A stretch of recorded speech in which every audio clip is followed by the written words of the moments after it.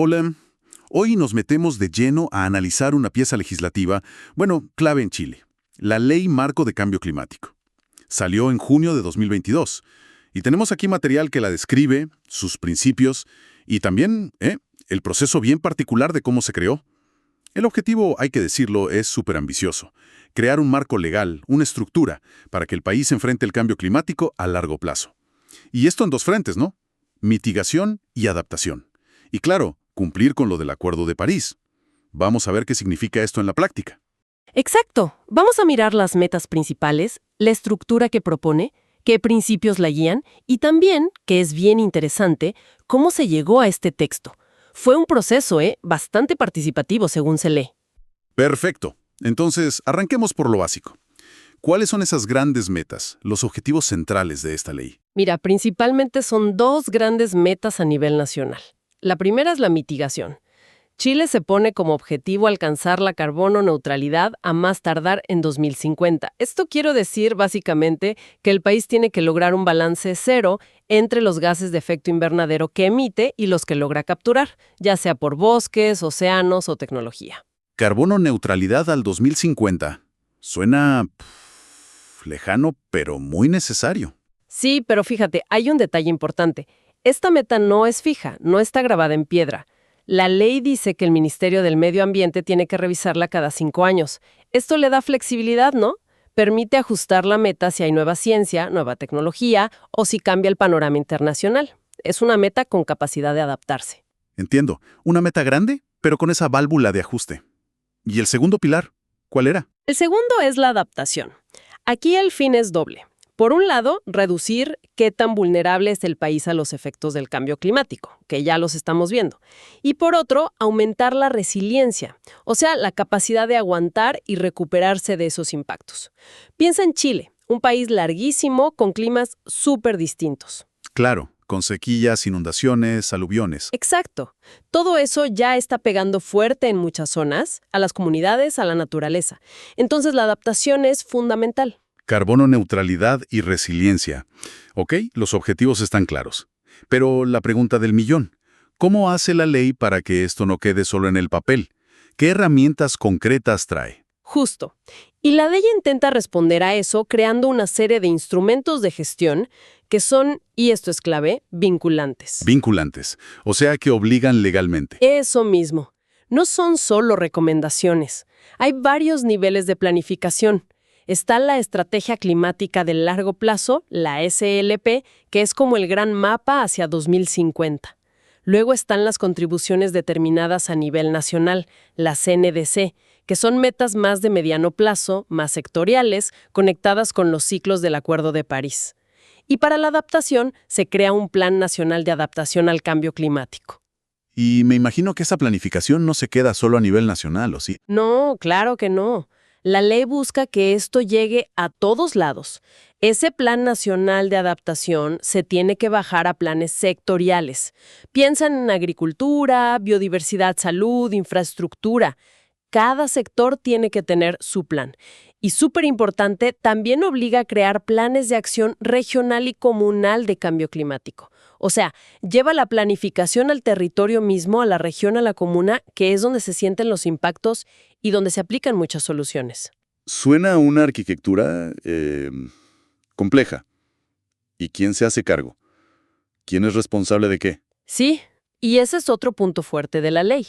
Formaliza la institucionalidad, define tareas y obligaciones específicas, no solo para el Ministerio del Medio Ambiente, que es como el coordinador general, sino para otros 13 ministerios. La idea es que el cambio climático sea tema de todos, no que se meta en todas las políticas del Estado.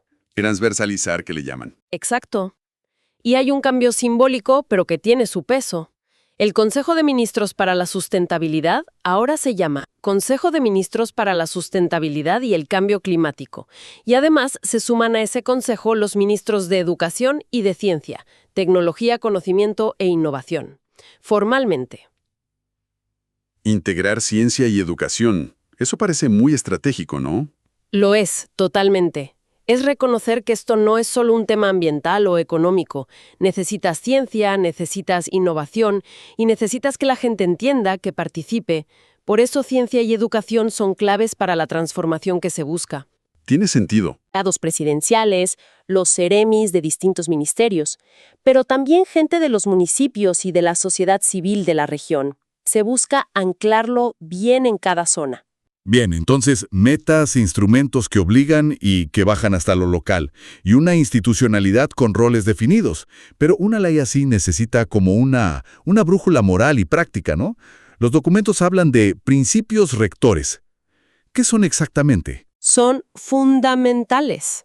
Son como las reglas del juego, los valores que tienen que guiar todas las políticas, los planes, las acciones que se hagan bajo esta ley. No son adornos, son mandatos.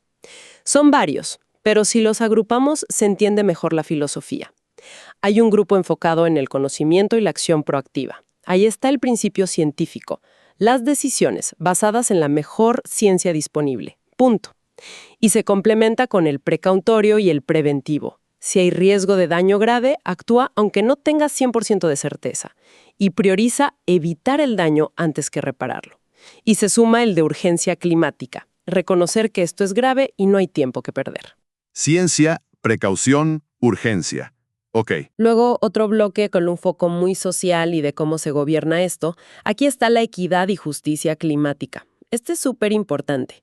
Busca que las cargas y los beneficios se repartan de forma justa, pensando en grupos vulnerables, con enfoque de género, viendo los impactos distintos en cada grupo, y también la participación ciudadana, que obliga a involucrar a la gente en todos los niveles. Justicia climática y participación. Temas centrales hoy en día. Totalmente. Y un tercer grupo, digamos más enfocado en el pragmatismo y la mirada larga, está el principio de no regresión. Clave. Significa que puedes cambiar las medidas, pero nunca para ir para atrás en lo que ya se avanzó en mitigación o adaptación. Luego, transversalidad. Que todo el Estado actúe coordinado y colabore con el sector privado, la academia, la sociedad civil. Territorialidad. Que las políticas nacionales consideren la diversidad de las regiones y comunas. Y también principios como costo-efectividad, o sea, usar bien los recursos, y flexibilidad, para poder ajustar las herramientas si aparece nueva información o cambian las necesidades. Es una mezcla. Interesante. Se intenta balancear muchas cosas. Mencionaste costo-efectividad y equidad y justicia climática. A veces lo más barato a corto plazo quizás no es lo más justo para una comunidad vulnerable. ¿Cómo? ¿Cómo espera la ley que se manejen esas tensiones? Esa es justamente una de las grandes preguntas de la implementación, ¿no? La ley pone los principios sobre la mesa, pero no te da la receta mágica para resolver cada choque entre ellos. Lo que sí obliga es que a ambos, eficiencia y equidad, por ejemplo, se consideren de forma explícita al diseñar y evaluar las políticas. ¿Cómo se equilibren en concreto? Bueno, dependerá de cada situación, de la participación que haya, de las decisiones políticas, pero la ley exige que esa ponderación se haga y sea transparente. Y el principio de no regresión funciona como un seguro, ¿viste? Puedes cambiar la ruta, pero no para retroceder en la ambición climática. Entendido. Se fija un marco de valores complejo pero parece necesario. Y mencionaste varias veces la participación ciudadana como principio. Eso nos lleva directo a cómo se hizo esta ley. Los documentos describen un proceso bastante detallado. ¿Fue tan participativo como suena? Mira, los documentos describen un esfuerzo bien intencionado y sostenido para incluir distintas voces. Fue un proceso largo, liderado por el Ministerio del Medio Ambiente. Duró como año y medio, más o menos, antes de que el proyecto llegara al Congreso a principios de 2020. O sea, no fue algo que se cocinó rápido y a puertas cerradas. ¿Y cómo fue esa participación? ¿Qué tipo de actividades hubo? Fue un diseño bien pensado, como por etapas, y tratando de llegar a distintos actores. Si miramos el proceso, que partió por allá por mediados de 2018, hubo un lanzamiento así como oficial en La Moneda, incluso con gente importante de fuera, como Lawrence Tubiana, que fue clave en el Acuerdo de París. Casi al tiro después hicieron eventos más técnicos, seminarios, talleres sobre cómo organizar la gobernanza climática. Después vino una fase bien interesante, talleres con los comités regionales de cambio climático, los COREC, en todas las regiones, entre agosto y octubre de 2018. Y ahí usaron una metodología que se llama Diálogo Talanoa. Es de origen polinesio, busca crear conversaciones más abiertas, constructivas. Se basa en 3 preguntas simples. ¿Dónde estamos? ¿A dónde queremos ir? ¿Y cómo llegamos? La idea era recoger la visión de cada región. Eso de Talanoa suena diferente a la típica consulta pública, ¿no? Más colaborativo. Sí, la idea es esa, menos confrontación y más construir juntos un entendimiento. Después de eso, vino una fase de diálogos ciudadanos más masivos, entre noviembre de 2018 y enero de 2019. Hicieron 16 encuentros en distintas ciudades. Participaron como 850 personas, ciudadanos comunes y corrientes, dando su opinión sobre los impactos que veían, cómo debía ser la gobernanza, qué instrumentos usar. 850 personas. No es menor. No, para nada.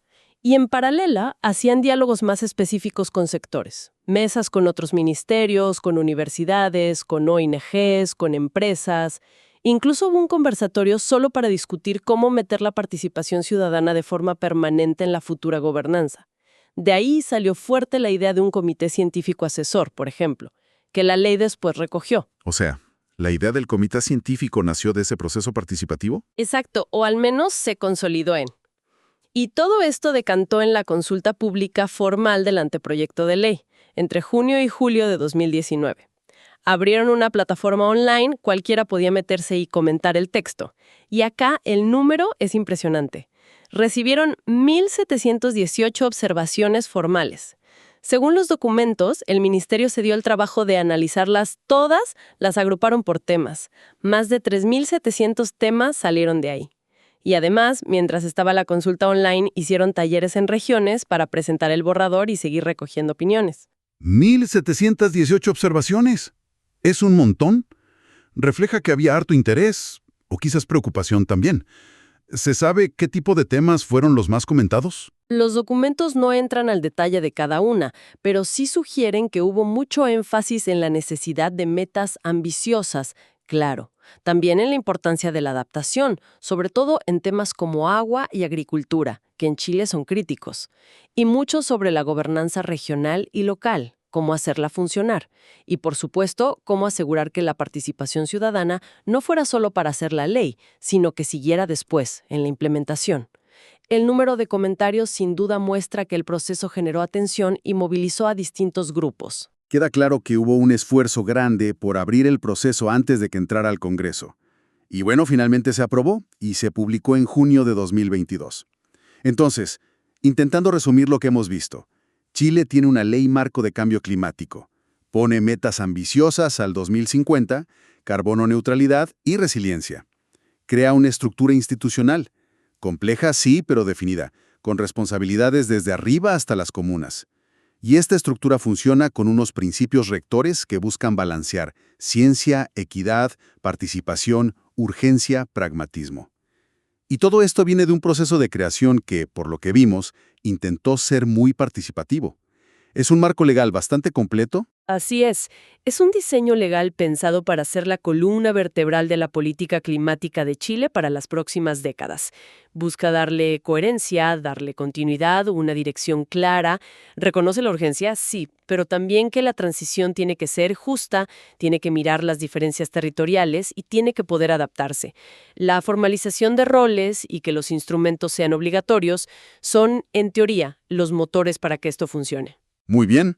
Ha sido un análisis detallado de esta ley tan importante. Para cerrar, y pensando solo en lo que hemos revisado sobre su diseño, sus partes, su origen, ¿qué reflexión final o qué pregunta podríamos dejar flotando?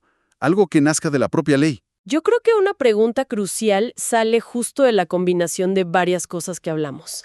La ley es ambiciosa en sus metas.